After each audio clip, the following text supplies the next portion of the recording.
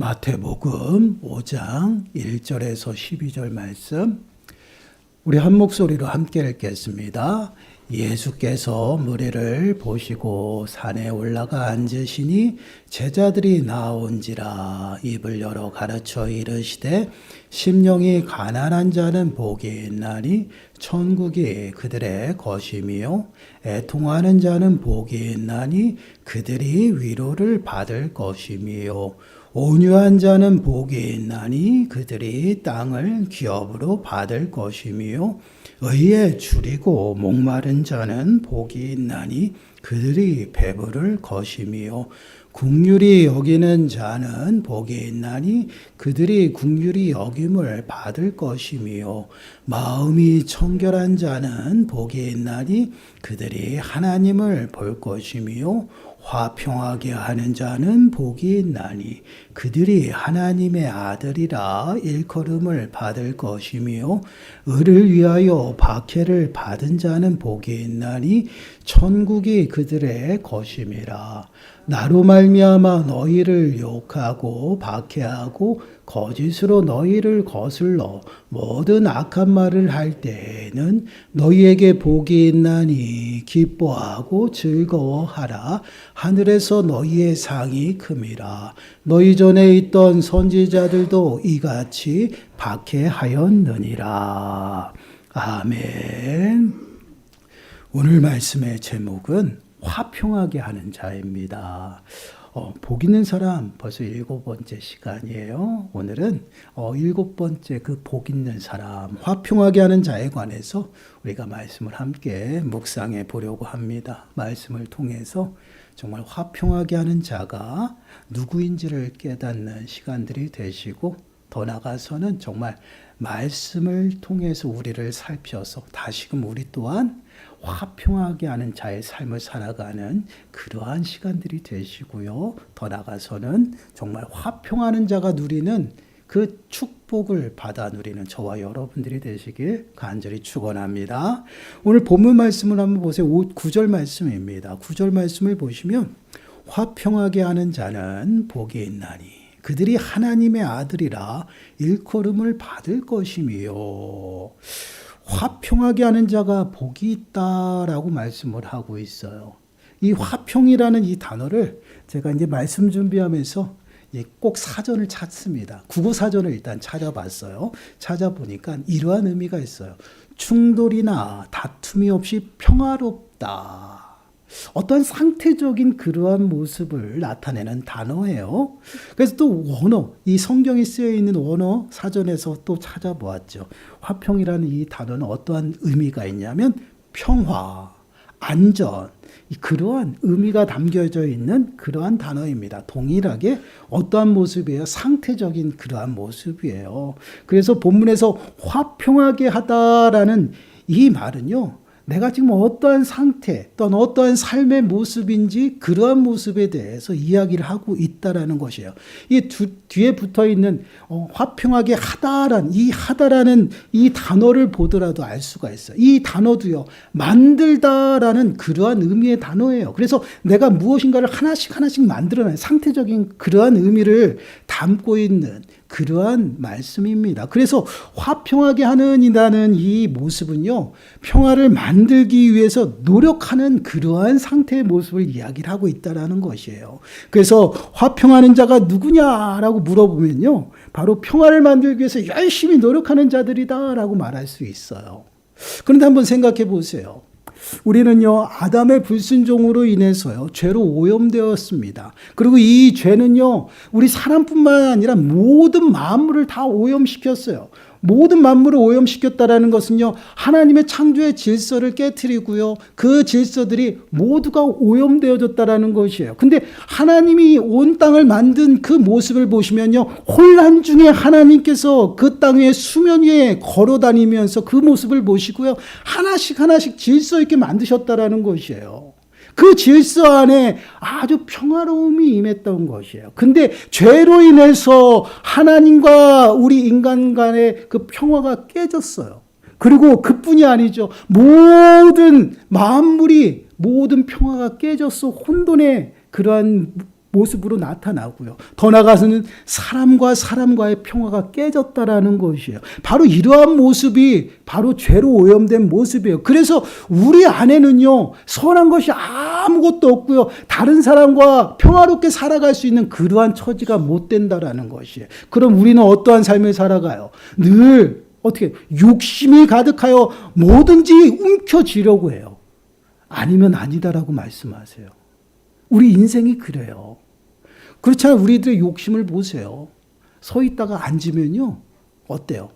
또 눕고 싶어요. 누우면 어떻습니까? 자고 싶어요. 이게 우리 사람의 모습이에요. 근데 이 모습이 어떻게 나왔냐? 욕심으로 인해서 우리들의 삶의 모습이 죄로 인해서 욕심으로 가득한 그러한 모습이에요. 그러한 모습은요, 절대 평화롭게 살아가지 않습니다. 어떻게든지 남의 것까지 내가 취하려고 뺏으려고 하며 살아가는 것이 죄로 물든 인생이에요. 그러다 보니 우리의 생각과 방법으로 살아가는 그런 삶의 모습은요, 분쟁과 다툼이에요. 그리고 시기와 질투로 살아가요. 끊임없이 남들을 비방하고 남들을 험담하면서 그러한 삶 가운데 어떻게든지 끄집어 내려서 내가 높아져야 하는 것이 바로 죄로 오염된 인생들의 모습이에요. 그런 인생들이 어떻게 화평하게 할 수 있는 노력을 할 수 있어요? 절대 불가능해요. 이것이 바로 우리 인생들입니다. 그러면 분명히 화평하게 하는 자가 복이 있다라고 말씀하고 있는데, 그 화평하게 하는 그 자는 누구일까요? 이 말씀은요, 결국은 우리에게서부터 나오는 것이 아니에요. 화평은요, 하나님에게서부터 출발하는 것이에요. 하나님에게서부터 우리에게 임하고 그 화평이 우리 안에서 충만하여 흘러 넘쳐나가는 거예요. 그래서 화평을 이루며 살아갈 수 있는 것이에요. 결국은 화평의 은혜가 임한 자들을 이야기를 해요. 평강의 하나님, 화평의 하나님께서 우리에게 화평을 내려주시고 우리에게 부어주심으로 그 화평을 누리면서 화평함을 만들어가면서 살아갈 수 있는 것이에요. 여러분, 그래서 평강의 왕을 우리들에게 보내주셨잖아요. 그분이 누구시에요? 바로 예수님이시라는 거예요. 예수 그리스도로 말미암아 우리가 화평을 누리며 살아갈 수 있어요. 여러분, 이사야서 9장 6절 말씀을 보시면, 이는 한 아기가 우리에게 낳고 한 아들을 우리에게 주신 바 되었는데 그의 어깨에는 정사를 메었고 그의 이름은 기묘자라, 모사라, 전능하신 하나님이라, 영존하시는 아버지라, 평강의 왕이라 할 것임이니라. 지금 장차 우리들의 이 땅에 오실 예수 그리스도에 관해서 우리들에게 말씀을 하고 있어요. 그 예수님을 어떻게 말씀을 하고 있어요? 평강의 왕이다라고 말씀을 하고 있어요. 그 평강의 왕이 이 땅에 오셔서 우리들에게 화목의 은혜를 베풀어 주셨다라는 것이에요. 그 화목의 은혜가 우리들의 심령 가운데 임함으로 말미암아 우리는 화목하게 하는 그러한 삶을 살아갈 수 있다라는 것이에요. 그래서 에베소서 2장 14절 말씀을 보시면 이렇게 말씀을 해요. 그는 우리의 화평이신지라, 둘로 하나를 만드사 원수된 것 곧 중간에 막힌 담을 자기 육체로 허시고라고 말씀을 하고 있어요. 예수 그리스도께서 하신 일이 무엇인가에 대해서 말씀을 하고 있죠. 그것은 하나님과 우리의 막힌 담이 있었다라는 것이에요. 그 담이 뭐예요? 죄예요, 죄. 죄의 문제를 예수 그리스도께서 십자가에 친히 죽으심으로 말미암아 그 막힌 담을 허시고 하나님과 우리를 이제 평화롭게 만드셨다라는 것이에요. 그래서 하나님과 우리를 화목하게 하시고 화평하게 하심으로 말미암아 우리를 화평의 은혜 가운데 살아가도록 하셨다라는 것이에요. 그리고 더 나아가서는요, 우리에게 화목의 직분을 주셔서 이제는 화목하게 하면서 살아가도록 만드셨다라는 것이에요. 이것이 바로 화평하게 하는 자의 모습이에요. 그렇습니다. 우리의 죄 문제를 예수 그리스도께서 완전히 해결하시고 또한 하나님과 우리를 화목하게 하심으로 말미암아 우리의 심령에 화목의 은혜가 임한 거예요. 그로 말미암아 우리가 이젠 그 화목의 은혜로 말미암아 살아가고 화목의 직분을 맡은 자로서 이제는 화목하게 하면서 살아가는 것입니다. 이것이 바로 성도들의 삶의 모습이에요. 그래서 여기서 화평하게 하는 자는 누구냐? 바로 화목의 은혜를 받은 자들이에요. 하나님께서 부르시고 거룩하고 흠없고 책망할 것이 없는 모습으로 만드신 하나님의 백성들, 그리고 하나님의 자녀된 성도들을 말하고 있다라는 것이에요. 단순히 교회 다니는 자들을 말하는 것이 아니에요. 성령으로 말미암아 거듭나서 새로운 피조물이 되고 새로운 삶을 살아간 그러한 자들, 하나님의 백성들을 이야기를 하고 있다라는 것이에요. 그러한 자들이 복이 있다라고 말씀을 하고 있어요. 그럼 그러한 자들, 화평하게 하는 자들이 누리는 복이 무엇이에요? 다시 9절 말씀 보세요. 9절 말씀을 보시면 화평하게 하는 자는 복이 있나니 그들이 하나님의 아들이라 일컬음을 받을 것이며, 화평하게 하는 자들이 왜 복이 있냐면 그들은 하나님의 아들이라 일컬음을 받기 때문이다라는 것이에요. 이게 무슨 말씀입니까? 어떤 보면 우리가 평화를 위해서 열심히 노력하고 많은 사람들과 화목하게 지내면 하나님의 아들이 될 수 있다라는 말씀인가요? 그렇진 않죠. 하나님의 아들이 된다라는 것은요, 구원받았다라는 것이에요. 하나님의 구원의 은혜가 임했다라는 것이에요. 그러면 구원은 내 노력이 들어가나요? 들어갈 수가 없어요. 아무리 노력해도 우리가 이룰 수 없는 것이 구원입니다. 그 구원은 어떻게 받아요? 하나님의 전적인 은혜요. 믿음으로 말미암아 구원을 받고요. 그 믿음조차도 하나님의 선물로 받아요.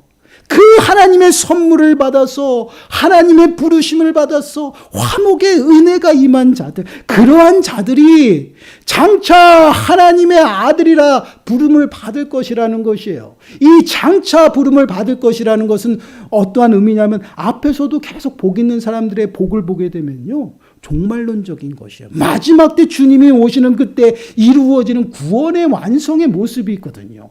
그 모습처럼 동일하게 이야기를 하고 있어요. 예수 그리스도께서 이 땅에 오셔서 모든 믿는 성도들이 영화로운 몸으로 부활하면서 주님의 영광 가운데 들어가는 것이에요. 그 순간에 우리들의 구원은 완성이 되는 것이에요. 그러면 우리는 이렇게 생각할 수 있어요.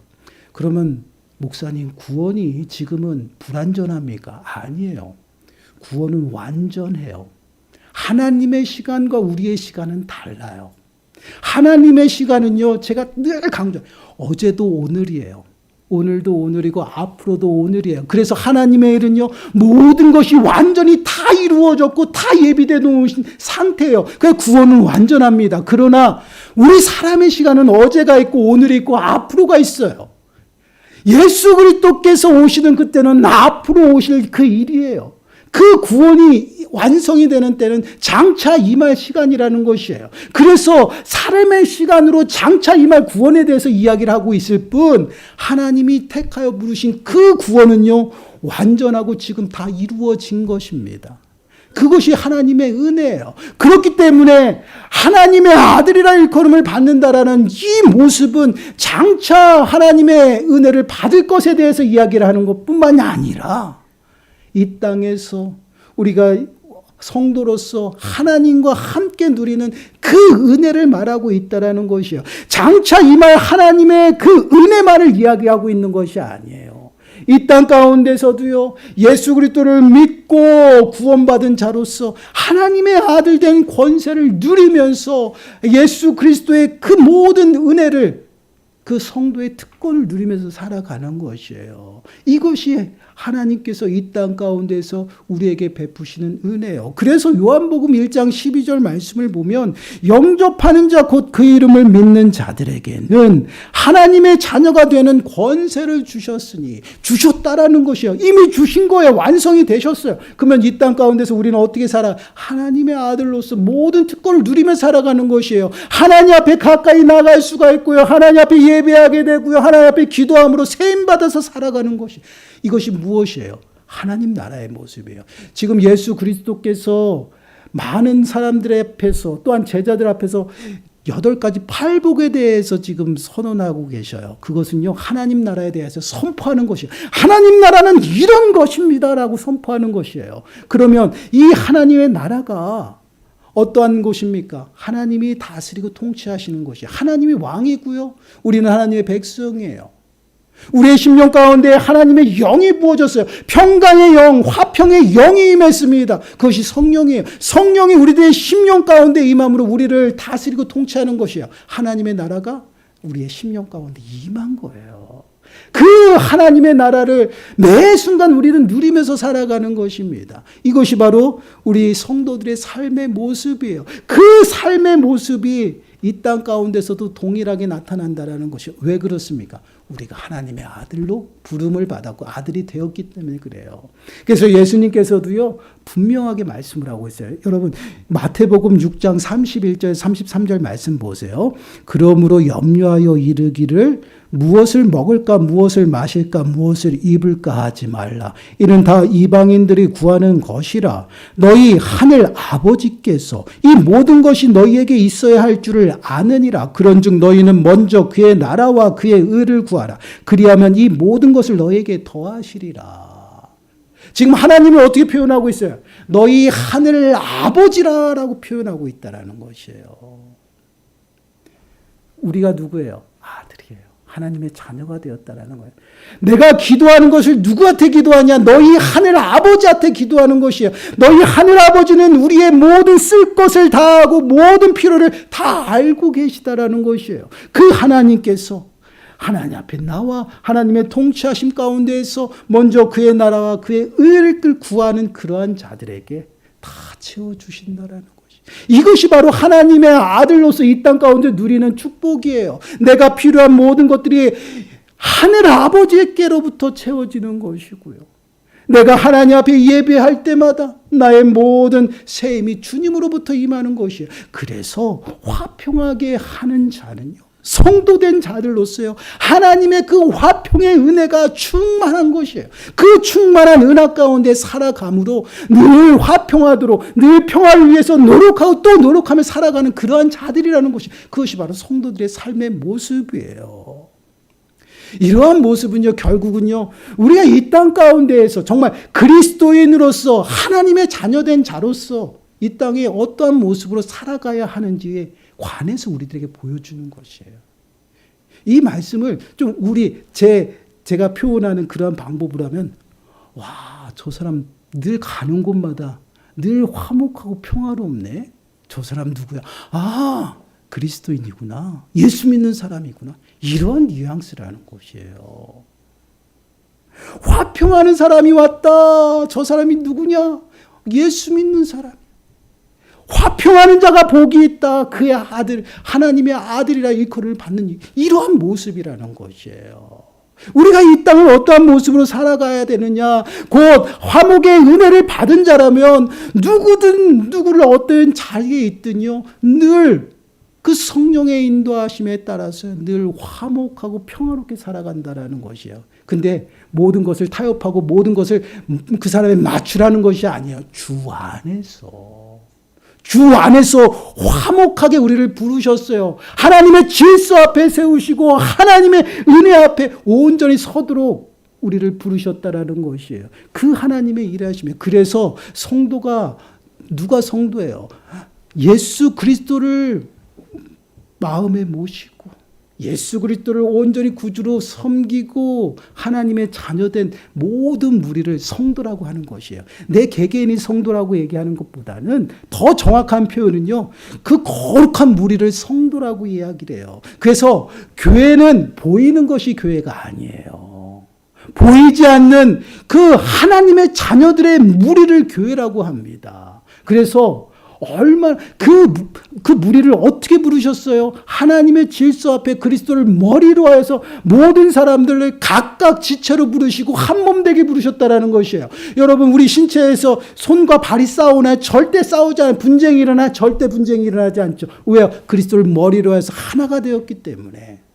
이것이 몸이에요. 그래서 성령을 받은 자들은요, 성령은 한 분이기 때문에 한 가지 뜻으로 하나가 될 수밖에 없다라는 것이에요. 그곳에 분쟁이 나고 다툼이 나고 시기와 질투가 나는 것은요, 성령이 하는 일이 아니다라는 것이에요. 누가 하는 거예요? 내 생각이에요.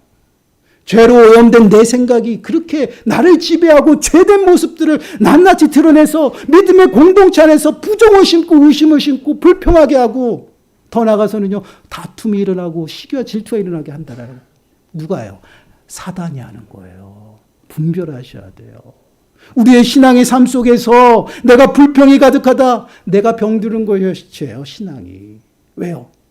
성령이 충만해야 될 텐데 내 생각이 더 충만해야 나타나는 것이에요. 왜 그렇습니까? 여러분, 우리가 불평이 나는 것이 왜 불평이 납니까? 여러분, 내 환경을 보고 어려움 가운데서 불평을 하게 되고요. 하도 해도 안 되니까 불평하고 있어요. 근데 여러분, 그 모습은요, 하나님을 인정하지 않는 모습이에요. 환경 속에 일하시는 여호와 하나님을 바라본다라면 그 어려움 속에서도 하나님이 나에게 가장 좋은 것으로 좋은 환경을 주셨음을 내가 고백하고 하나님 앞에 더욱더 나아가는 그러한 삶의 모습. 그것이 믿음이에요. 근데 불평한다라는 거 보세요. 환경 속에 일하시는 여호와 하나님이 인정하지 않는 것이에요. 그리고 하나님의 질서를 인정하지 않고 순종하지 않는 것이, 이러한 모습은 성도들의 모습이 아니다라는 것이에요. 우리가 이 땅을 살아가면서 우리들의 삶이 불평하고 원망하는 그러한 삶을 살아간다고 생각해 보세요. 내 주변의 사람들이 어떻게 오염돼요. 그리고 저 사람만 오면요, 힘들어요. 이게 화목을 이루는 그런 삶의 모습인가? 아니에요. 우리는요, 화목의 은혜가 임했어요. 화평의 영이 우리들의 심령 가운데 충만하다라는 것이, 그것이 흘러 넘쳐 내가 움직일 때마다 많은 사람들에게 전달돼요. 그래서 화목의 직분을 맡은 자들이에요. 그러한 직분을 감당하면서 어디를 가든지요, 그 사람이 있음으로 기쁨이 되는 것이고 그 사람이 있음으로 화목하고요, 늘 평화롭다라는 것이에요. 이것이 바로 성도들의 삶의 모습이에요. 그래서 히브리서 12장 14절 말씀을 보면요, 모든 사람과 더불어 화평과 거룩함을 따르라. 이것이 없이는 아무도 주를 보지 못한다. 여러분, 얼마나 무서운 말씀이에요. 화목의 은혜를 입은 자들은 화평의 영에 따라서 우리가 화평을 따라가는 것이에요. 그런 거룩함을 따라가는 것입니다. 이러한 모습이 없는 자들은요, 그를 보지 못한다라고 말씀을 하고 있어요. 여러분, 우리가 신앙생활하면서 왜 하나님의 은혜를 더욱 풍성하게 누리지 못할까요? 바로 여기 있어요. 하나님의 은혜를 보지 못하는, 왜 보지 못할까요? 내 심령 가운데 병이 들었어요. 불평하고 원망하고 시기하고 질투하고 그 어려운 환경만 보고 있어요. 그러다 보니 내 모습은 점점점 피폐해지고 거룩함이 사라지는 것이에요. 내 생각이 더 앞서게 됩니다. 하나님보다 더 앞서게 돼요. 그러한 삶은요, 결국은 하나님을 보지 못해요. 하나님의 은혜를 경험하지 못한다라는 것이에요. 이러한 삶은요, 결국 성도된 삶의 모습이 아니다라고 말씀을 하고 있어요. 그렇습니다. 성도는요, 분명히 화평의 은혜를 받은 화평하게 하는 자들이에요. 하나님께 화목의 직분을 받은 그 직분에 합당하게 살아가야 합니다. 그래서 모든 사람과 더불어 온전히 화평을 이루며 살아가는 것이에요. 주 안에서 화평을 이루며 살아가는 것이에요. 그래서 우리가 이 땅에 살아가면서 혼자 살도록 내버려 두시지 아니하고 믿음의 공동체로 부르신 것이에요. 믿음의 공동체를 불러서 믿음의 동력자와 함께 그 어려움을 믿음으로 또한 기도로 이겨나갈 수 있도록 부르신 거예요. 그래서 그 믿음의 공동체가 온전히 새롭게 또한 건강하게 세워지기 위해서는요, 이 화목의 은혜를 받은 그 합당하게 세워져야 되는 것이에요. 서로 돕고 서로 온전히 하나님의 질서 앞에 순종하면서 화평을 따라가는 것이에요. 그러한 삶의 모습이 성도들의 모습이에요. 그래서 여러분, 고린도전서 14장 33절 말씀 보시면 이렇게 말씀해요. 하나님은 무질서의 하나님이 아니시오 오직 화평의 하나님이시니라. 여러분, 질서와 화평이 무슨 관계가 있길래 이렇게 말씀을 해요? 여러분, 무질서한 데는 혼돈이 있는 것이에요. 질서 정연한 모습은요, 절대 다툼이나 분쟁이 일어나지 않습니다. 이러한 모습 가운데 하나님이 모든 천지를 만드셨다라는 것이에요. 그래서 모든 천지 만물을 평화롭게 하셨어요. 그게 화평의 하나님이시라는 것이에요. 그 화평의 은혜가 우리 가운데 임했고요. 더 나아가서는 믿음의 공동체 안에 있는 것이에요. 그렇기 때문에 그리스도를 머리로 해서 한 몸 되게 부른 것이지, 각자의 모습 그대로 불렀으면요, 아마 분쟁과 다툼이 많았을 거예요. 근데 그렇게 부르지 않았다라는 것이에요. 질서롭게 각자의 달란트와 모양대로 불렀어요. 그래서 그것이 연합하여 하나가 되어 화평을 이루어 나가는 것이에요. 그리고 하나님의 그 맡은 또 우리에게 맡겨진 그 일들을 해나가는 그러한 모습이에요. 그래서 끊임없이 예수님은 분명히 우리들에게 말씀하시잖아요. 낮아져서 겸손하게 사랑을 실천하라. 결국은 화평을 이루며 살아가는 방법은요, 아주 간단해요. 나를 버리는 것이에요. 낮아져서 겸손하게 온전히 섬기는 그러한 모습 가운데 우리는 화평을 누리고 또한 화목한 그 직분을 감당할 수 있다라는 것이에요. 그래서 마가복음 9장 50절 말씀 보세요. 우리 한 목소리 읽어볼게요. 시작.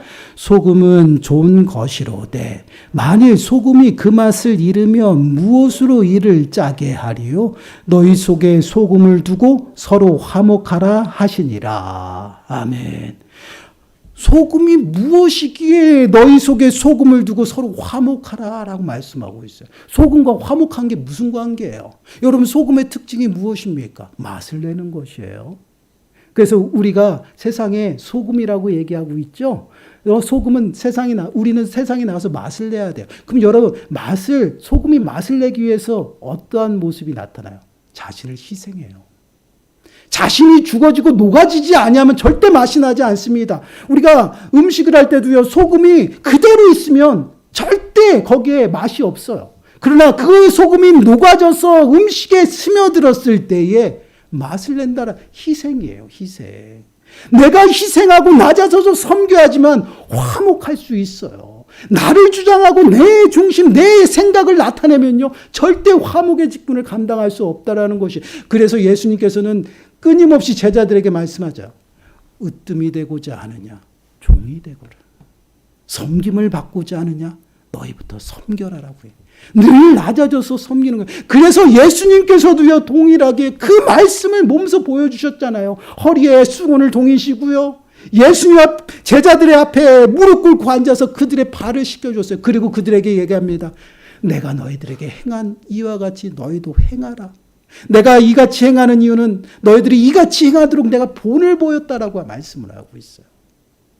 바로 성도들의 삶의 모습, 이러한 겸손의 모습으로요, 늘 화평하게 하는 자들이 돼야 된다라는 것이에요. 늘 노력해야죠. 그러기 위해서는요, 그 화평의 영의 인도하심을 받아야 돼요. 화평함을 따르고 거룩함을 따라 성령 하나님의 인도하심 가운데 살아가야지만 우리는요, 화평을 이루며 살아갈 수 있어요. 우리들의 신앙의 모습을 진단하기 가장 좋은 모습이에요. 내가 불평하고 원망하고 있죠. 그러면 내 신앙이 병들은 거예요. 내가 화평함 가운데 거룩함을 따르지 못하고 시기와 질투와 분쟁과 분냄이 가득하다. 내 신앙이 병든 거예요. 하나님보다 내가 먼저 앞서고 있는 것이요. 내 생각에 앞서고 있는 것이요. 우린 진단해야 돼요. 왜요? 끊임없이 사단은요, 운사자와 같이 우리를 움켜잡고 하나님의 사랑 가운데 떨어뜨리려고 공격합니다. 그러기 위해서 가장 먼저 우리에게 심는 것이 의심이에요. 불평이에요. 원망이에요. 그러한 모습이 싹 트면서 점점점 커서요, 분쟁과 다툼이 나타나는 것이에요. 그리고 더 나아가서 시기와 질투로 자신이 높아져야 돼요. 그래서 어떻게 해요? 깎아내리는 것이에요. 왜 험담하고 비방하며? 이러한 모습이에요. 사랑하는 여러분, 우리가 우리 마음에 새겨야 됩니다. 우리는 화평의 은혜를 받았어요. 화평의 영이 우리들의 심령 가운데 있어요. 그 화평함의 그 영을 따라서 살아가야 됩니다. 그것이 성도들의 삶의 모습이에요. 그럼 당연히 모든 사람과 더불어 주 안에서 화목해야 돼요. 이러한 삶이 우리들의 삶의 모습인지 좀 점검해 봐야 됩니다. 이러한 삶을 살아가기 위해서는 반드시 예수님께서 말씀하셔요. 소금을 마음에 품고 화목하라는 것입니다. 희생하고 낮아지고 섬겨야 돼요. 으뜸이 되는 것이 아니라 종이 되어야 되고요. 섬김을 받는 것이 아니라 섬기는 자가 되어야 된다는 것이, 이러한 모습이 성도들의 삶의 모습이에요. 이러한 자가 복이 있고 이러한 자가 하나님의 아들이라는 것이에요. 하나님의 아들은 이러한 삶을 살아가야 된다라고 말씀을 하고 있어요. 그래서 복되고 하나님의 은혜가 그들에게 늘 임한다라는 것이에요.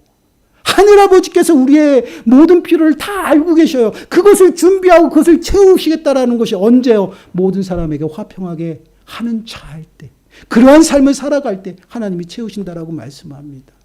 우리의 삶을 좀 점검해 보시기 바라요. 우리는 어떠한 삶을 살아갑니까? 혹여나 우리가 신앙의 침체 가운데 있어서 병들어서 불평하고 원망하고 살아가지 않는지 좀 돌아보세요. 그것은 믿음이 아니에요. 우리가 너무나도 잘 알고 있어요. 우리가 너무 지쳐서 고돼서 그럴 수도 있죠. 그러나 그러한 가운데서도 주님은 하나님 앞에 모두 맡기라고 이야기를 하고 있어요. 우리의 화평의 영이 되시는 그분한테 맡기는 것입니다. 그분이 온전히 우리의 모든 쓸 것을 알고 계시다라고 했어요. 그럼 우리는 어떻게 살아가요? 늘 하나님의 화평함의 은혜를 전하는 것이에요. 모든 사람과 더불어 낮아져서 섬기고 겸손하게 섬겨야 되는 것이에요. 으뜸이 되는 것이 아니에요. 종이 돼야 돼요. 섬김을 받으려고 하지 마세요. 섬겨야 됩니다. 이것이 화목하며 살아갈 수 있는 비결이에요. 하나님께서 이러한 자들에게 복이 있다라고 말씀하셔요. 성도들의 삶은 이러한 모습이에요. 내 입술을 통해서 어떠한 말들이 나오는지 여러분 한번 진단해 보세요. 남을 험담하고 비방하는 것, 이러한 모습 속에 있다라면 여러분 벌써 내 생각이 하나님보다 앞선 겁니다. 하나님은 분명히 우리들에게 원수까지도 사랑하고요. 원수들 위해서 기도하라고 해서 축복하라고 그랬어요. 그들을 험담하고 비방하라고 말씀하시지 않아요. 하나님은 그렇게 말씀하시지 않습니다. 그것이 하나님의 사랑이에요. 우리의 삶의 모습을 좀 진단하시고 또한 동일하게 질서를 세우신 우리 믿음의 공동체도 한번 돌아보세요. 우린 정말 한마음 한뜻이 되어 하나님의 일들을 감당하기에 준비가 되었는지, 정말 그리스도를 머리로 하여서 하나님이 세우신 그 창조의 질서 앞에 순종하고 내 생각이 아니라 성령을 따라서 순종하며 나아가는 우리들의 모습인지 돌아보시길 바라요. 여러분 데살로니가 후서 3장 16절 말씀 이거 마지막으로 읽고 마치도록 하겠습니다. 같이 한번 읽어보겠습니다. 시작. 평강의 주께서 친히 때마다 일마다 너희에게 평강을 주시고 주께서 너희 모든 사람과 함께 하시기를 원하노라. 아멘. 이 말씀은 사도 바울이 데살로니가 교회에게 축복하는 말씀이에요. 이 축복이 저와 여러분들의 삶 가운데 임하기를 간절히 축원합니다. 늘 내가 누구인지를 다시금 새기시기 바라요. 우리는 화목의 은혜를 받은 자들이에요. 그 화목의 은혜가 넘쳐 흘러야 됩니다. 그러한 행복한 삶을 살아가도록 우리를 부르셨어요.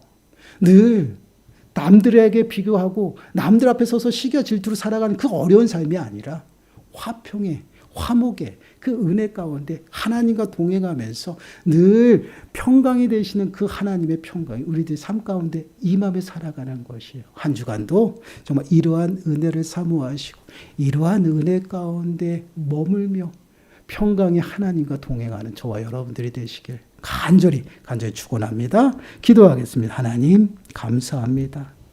영원히 죽을 수밖에 없었고 하나님의 원수된 우리 인생들을 불쌍히 여겨주셔서 당신의 독생자 예수 그리스도를 아끼시지 아니하시고 이 땅에 보내주셔 원수된 하나님과 화목하게 하신 은혜 감사드립니다. 그 은혜에 합당하게 이제는 살아가길 원합니다. 날마다 모든 사람과 더불어 화평함을 따르고 거룩함을 따르는 삶을 살아가게 하시고 평강의 하나님과 늘 동행하는 우리들의 삶의 모습이 되어줄 수 있도록 주여 축복하여 주옵소서. 이 모든 말씀 예수님의 이름으로 감사하며 기도드리옵나이다. 아멘. 우리 앞뒤자분들과 사랑